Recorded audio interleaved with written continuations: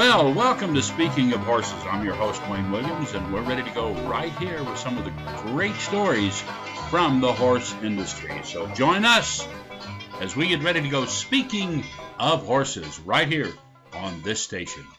Well, welcome to Speaking of Horses. Today on the radio program, we are, first of all, we were very pleased to be a part of Equestfest, which precedes the Rose Parade for the Tournament of Roses in Pasadena. And Equestfest is where all of the various equine units that are going to be participating in the Rose Parade come together and they put on a show. They basically have a chance to go in the arena, showcase what they do, what they're about, and all the things they can do that you really don't get to see when they're just parading down the street. So today we want to talk to a representative, Jim Wilkins, with the U.S. Forest Service. Now, Jim does a lot of work with them. He did all of their announcing at Equestfest, and he's an old voiceover talent. I shouldn't say old, Jim. I'm sorry about that. But we want to welcome Jim to the show. And, Jim, tell us a little bit about the U.S. Forest Service and how it relates, especially to what's happened in California over the last year or two. I will. Thank you, Wayne, for the opportunity. It was a pleasure to work with you at Equestfest. I am a retired San Bernardino County fire captain, a municipal fire captain, who also has had horses for the last 45 years or so. And I got involved with the U.S. Forest Service not only because we work with them here in the San Bernardino National Forest, but because a bunch of cops and fireman buddies and I used to volunteer, and still do, on various eastern Sierra forests, and we would ride in and do projects in the backcountry in the wilderness. And that's where I first met the U.S. Forest Service packers. And we would do projects and rebuild pastures or help rebuild a bridge or do trail work or whatever. And I got to see this amazing packing outfit that at the turn of the century there were several hundred packers and several thousand horses and mules in the program in California forest alone. And today there are 7 full-time packers and about 120 pack stocks scattered among a number of forests from Northern California down to Southern California. And it's in essence a dying skill. And so I got involved with them, and concurrently, for the last 26 years, I was a public information officer on a national fire management team. And we would go to fires on the Klamath or the Trinity National Forest or whatever. It was a large wilderness area. And I realized that these pack stock were essential to the mission of getting these fires fought. We will often insert wildland firefighters way back in the backcountry, and they'll stay out there for up to 2 weeks. If it's not wilderness, we can support them with helicopters, but in the wilderness, we use the pack mules. And that's where I first became aware of just how important this old-time tradition is today in the modern world, where we have helicopters and jet planes now dropping fire retardant and things like that. And those skills are perishable. Well, I got to ask this question because you even very recently in some of the latest fires that devastated around Southern California, there were areas where the smoke was so thick and the air conditions were holding the smoke down, it was not getting away, where even the aircraft couldn't get in and see where they were going. So there were times when still that packer and that mule was the only way into that area. And the Klamath and the Trinity National Forest are famous for those inversion areas. They're close to the coast. And inversion holds that smoke down literally right on the deck. It's miserable working conditions. You can't see and you can't breathe. And you're absolutely right. Even if it's not wilderness, if we have an inversion and we can't fly, we either can't put those firefighters out there to do that work pretty much around the clock out there, or we call in the packers. Yeah, the packers are really needed for this. Now, Has there been a resurgence of interest in these packers since these fires over the last couple of years? Well, that interest started about in 2015.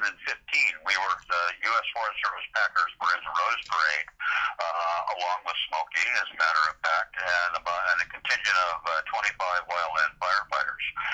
And leading up to that, the Forest Service formed something called a Center of Excellence, a Packing Center of Excellence, and it's a place where for example, we went to the National Fire Management Teams Conference in Sacramento, and we reintroduced the mules and the packers to the men and women on these teams that fight these fires. And we showed them what they could do, and we shared with them how we order resources on these fires, just like you might order something online. So if we need an air tanker, we'll call up and say we need 3 air tankers or 5 helicopters, and they come. And the packers are the same way. If those operations people know they're going to be working in the back country, they'll go ahead and order up a pack string or 2. And they have provided education to these firefighters over the years now, where when they first started the resurgence of working out there, the firemen might be resting right on the trail. And of course, here comes the pack stock. But they're used to working around them. The firefighters love working around them, and because again, they get the tools and the equipment and the food and their sleeping bags and things like that they need. And that is so important. People don't realize that you go even to the U.S. cavalry. You think all of these horse, or in the case of the packers, many mules, have kind of gone away. And they may have subsided somewhat, but the need is still there. We still have cavalry men in Afghanistan on horseback because there's only certain areas that you can get to there that the horse is still, very valuable. So they may have diminished, but the need is still there for this type of transportation and getting to access to places you can't get to any other way. You're absolutely correct. And it is amazing to me in a day and age when we fly 747s that drop 20,000 gallons of retardant, that a mule carrying 1.5 pounds of equipment and supplies is just as essential to that mission. On these wildland fires last year and the year before, we had some firefighters crews that worked over 250 days just on the wildland fires alone, and they would work their 2 weeks. They worked 16-hour days. They'd take a day or 2 off, and then they move on to another fire. And so these guys, those are the ones that we try to support, and we provide our firefighters out there in the field with everything. In our base camps, all the essentials, we feed them, we resupply them, we repair their trucks if they break down, and the same way with those men and women out in the field. Now, one of the things that's critical to this, too, and this is what you were demonstrating when you were performing there at Equestfest, is that you need to make sure that you keep enough people, men and women, who are capable of packing correctly, so that because packing that mule correctly to carry those loads, they can carry some big loads, but you've got to do the weight distribution correct, the knots and the packing correct, so that we still have skilled people that can do this. Otherwise, it's a train wreck on the way to the site. It's interesting you mentioned that. I have been around horses for 45 years. When I'm around these packers and I see the level of skill and the level of dedication to the welfare of the animal first.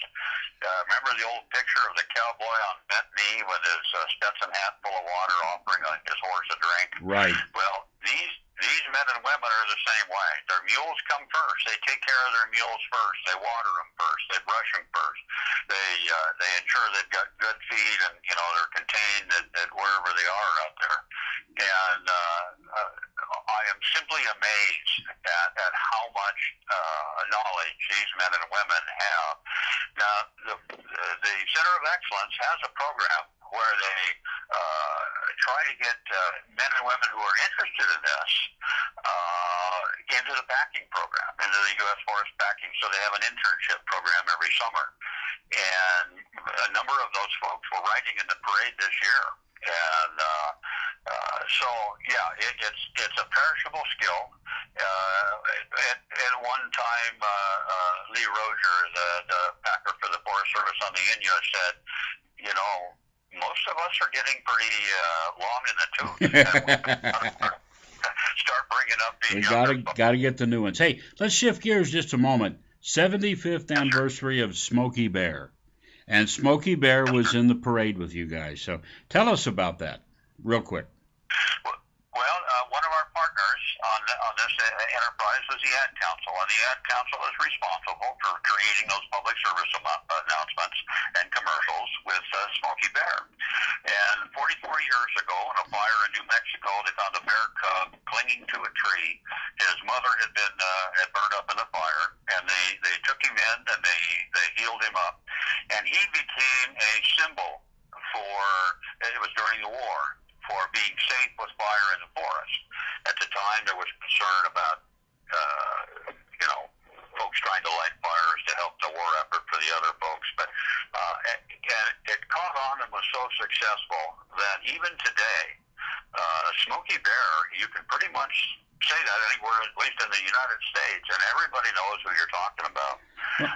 It's a great way to get kids involved, make kids aware. It is, and over the years, I've probably done 1,000 programs with Smokey, and one of the things I've learned is Smokey never talks, but he offers us an opportunity to share a message that's coming from somebody that's not, he's not real threatening. The kids absolutely love it. Right. And the adults do. Well, yeah. They rode down Go ahead. As they rode down the parade route, when they turned into TV Corner, the roar of 10,000 people saying, we love you, Smokey, and only you, and hearing that 5.5 miles as they go down the parade route, it was a reminder that we all have a part, especially if we're in our parks or our wildlands. Well, we're running out of time, Jim, but I tell you, when I heard that with Smokey, when you first came in the arena at Equestfest, Smokey, I grew up watching Smokey. Well, he's 75 years old. It was just great. And what you gentlemen do and women do at the Forest Service, we are right out of time. But Jim Wilkins, thank you very, very much. Our pleasure. Thank you, Wayne. Thank you.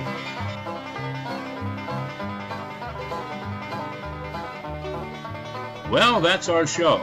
I'm your host, Wayne Williams. Speaking of horses, we'll be back next week with a brand new show.